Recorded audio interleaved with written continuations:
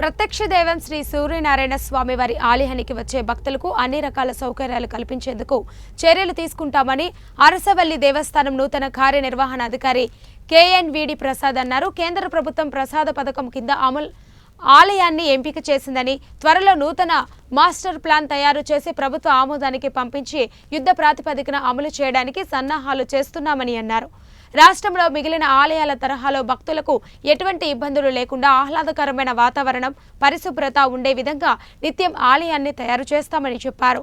ఆలయ పరిసరాల్లో ఉన్న ప్రైవేటు భూమి కొనుగోలు చేసి ఆలయ అభివృద్ధి పనులు చేపడతామని తెలిపారు.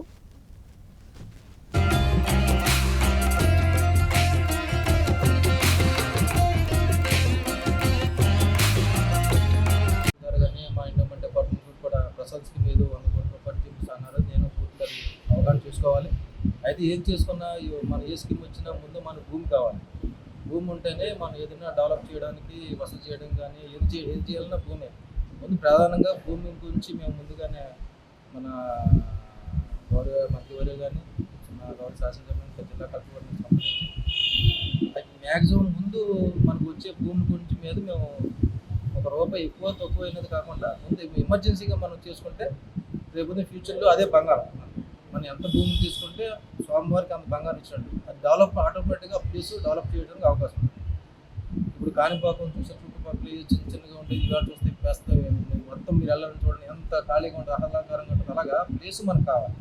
చూడటానికి ఇక్కడ నుంచి ఆ దూరం చూసామంటే 600 మీటర్ల వరకు మనకు ఖాళీగా ఉండాలి. ఆ వచ్చే భక్తులు కూడా ఆహ్లాదకరంగా ఉంటేనే ఆ ఏరియా అందంగా ఉంటుంది. టెంపుల్ కూడా రాను రోజుల్లో కూడా అన్ని విషయాలు కూడా మేము డెవలప్ చేయడం కూడా మంత్రి గారిని కూడా మేము కూర్చోబెట్టి అయ్యవారిని కూర్చోబెట్టి కూడా ఏ విధంగా చేయాలని చెప్పి చూస్తున్నాం. ఇక్కడ చాలా లోటుపాట్లు ఉన్నాయి. ఆదాయ విషయంలో నేను మొత్తం చాలా అవగాహన చేసుకున్నాను. అంటే ఒకసారి మనం ఒక రోజు చేసేది కాదు కదా.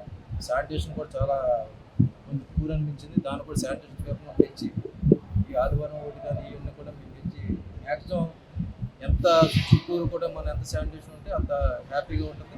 వచ్చే భక్తులు కూడా ఆహ్లాదంగా ఉంటుంది. ఇక్కడ చెత్త నుంచి నడిచిన మనకే బాధాకరంగా ఉంటుంది. అన్నీ కూడా మేము కంట్రోల్ చేద్దాం చూస్తున్నాం. ఏదైనా నాకు ఒక 10-15 రోజుల్లో మనం చేసే పరిస్థితి కాదు.